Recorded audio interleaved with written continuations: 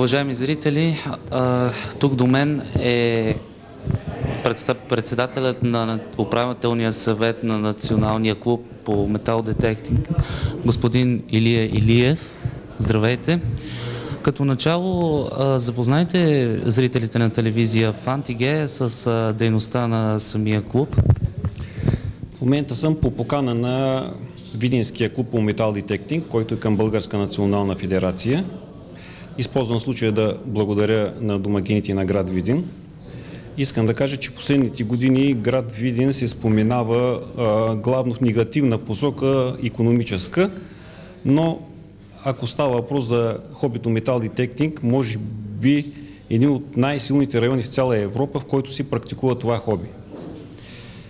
Тук съм в момента, понеже ще инициираме в близко бъдеще една национална подписка за промяна на Закона за културно наследство. Заради това съм тук с подписката и да обясня на нашите колеги какво точно искаме и всеки да си каже болките и да видим какви бъдещи действия можем да предприемем заедно. В момента закона какво предвижда във вашата дейност? Ограничава ли ви и как?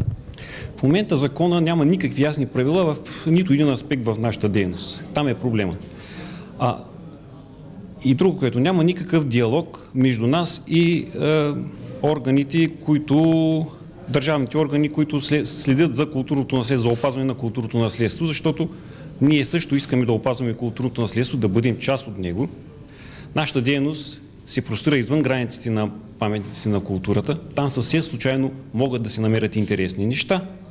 И от тук нататък идва ролята на държавата, съвсем доброволно, нашите членове да имат възможност да ги покажат и ако представляват интерес на някаква цена нормална, пазарен принцип, да се откупи за държавата, да стоят в музеите, да се печелят пари. Тази подписка, която организирате, да разбираме ли, че може би ще инициирате референдум, в който любителите или по-скоро хората ще гласуват за това дали да има промяна в сегашния закон, който ви ограничава доста? В момента събираме инициативен комитет. Той ще бъде съставен от хора, които имат отношение към закона за културно наследство, примерно нумизмати, колекционери, антиквари, търговци на картини. След като постигнем общо съгласие и всеки един ще се подпише под инициативния комитет и почваме да събираме подписи. Много хора има, които практикуват хобито метал детектинг. Може би точна цифра нямам, но предполагам около 30-40 хиляди души в България практикуват това хоби, наред с антикварите, колекционерите и търговци на картини. Бройката не мога да кажа. И това е една значителна част от българското население и ще си търсим правата по всички законни начини. За област Видин имате ли информация колко са привържениците на клубът? Не съм точна статистика, но може би около 300, а иначе са много повече. Защо са толкова малко? Може би ще ме опита и ще ви кажа, защото през годините много репресии, много произвол и своеволие и има страх насъден. Но, както виждате, в нашето общество различни кръгове от обществото имат недоволство от властта, от законите, така че е дошъл момента и ние да си кажем нашите претенции.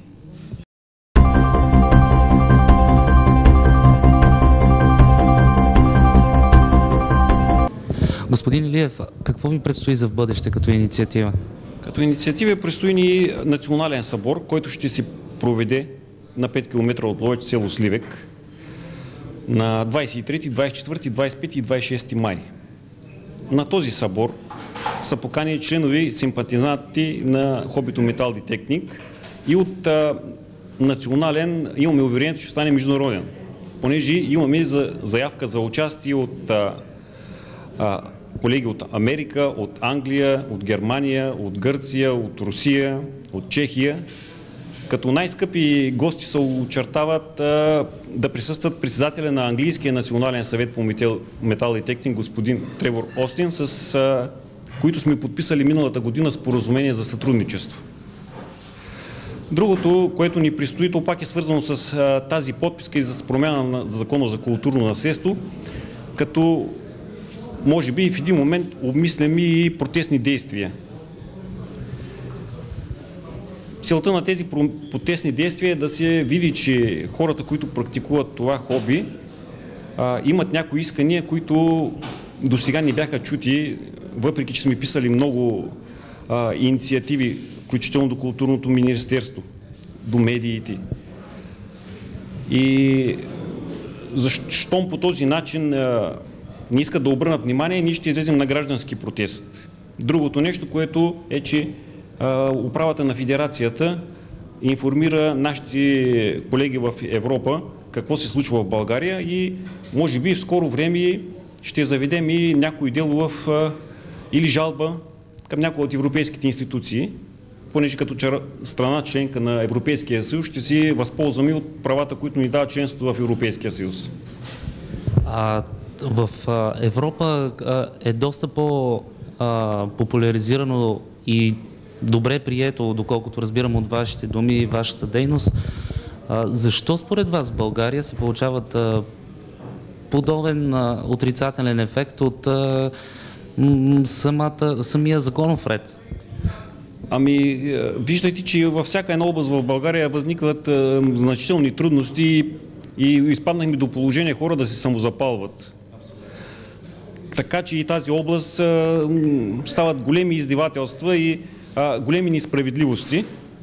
И да се надяваме, че в близкото бъдеще ще има положителни новини. Това зависи от самите нас, зависи и от тези, които избираме на изборите. Много ви благодаря за отделеното време.